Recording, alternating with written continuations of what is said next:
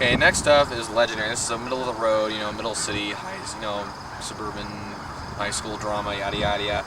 And there must have come a moment for, the classically trained, Emmy Award winning and Oscar nominated stage and screen actress Patricia Clarkson when she stood opposite her co-star, pro wrestler John Cena, who's stunk it up in numerous action films such as The Marine and 12 Rounds, and asked herself, "What am I doing here?" And the answer, presumably, is that she has bills to pay, or maybe she just wanted to reach an audience that doesn't watch Frasier or 6 Feet Under, or would know high art if a NASCAR truck hit him with the word high art on it. I don't know. Or NASCAR car, sorry. I'm sorry about that.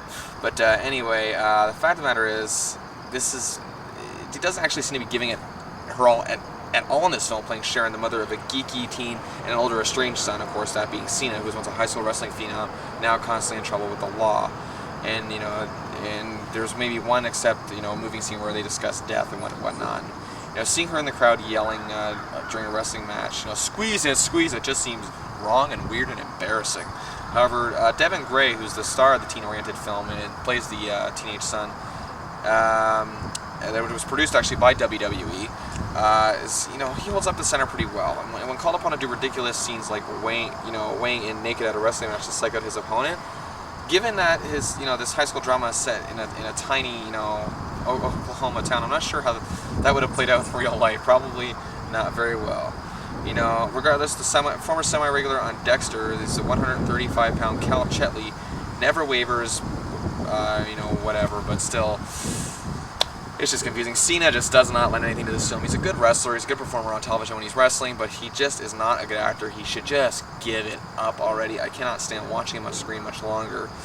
And, Cena plays a 28-year-old brother, which is not too far from his real age of 33, and he looks 28 still, so I guess that works. He looks the same way he did 5 years ago, but either way, whatever. And his brother he's seen twice in 10 years, and, of course, you get the emotional, Cena has the emotional range of probably the shoelace on my shoe right now, so couldn't really get into that. We get the whole, feely, yada yada yada. We get the pop in from the magical Danny Glover or whatever. At least he seems magical, and he just pops in at the right times and just lends advice when really we don't need it and we don't want it. Danny Glover's a decent actor, has been very good in movies in the past, but other than that, I cannot take it. And of course, you get the eccentric girl next door, and she's played by Madeline Martin.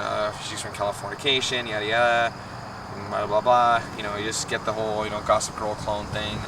And I just this movie is just a complete waste of breath.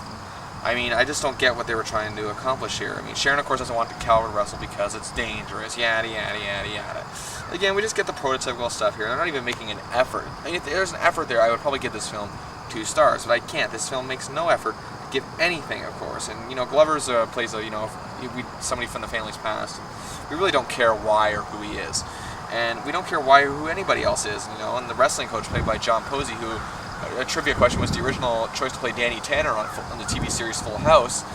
He just, he's kind of the whole yada yada yada yada. I'm this sort of stupid wrestling coach. But anyway, I know I'm not making much sense here because this is pretty much what the movie did to me. It just kind of wore me out with everything bad it was doing, and this review is wearing me out. So I'm just going to stop right now. I have more notes, so I'm not going to go over them. I'm giving Legendary 1 star out of 5.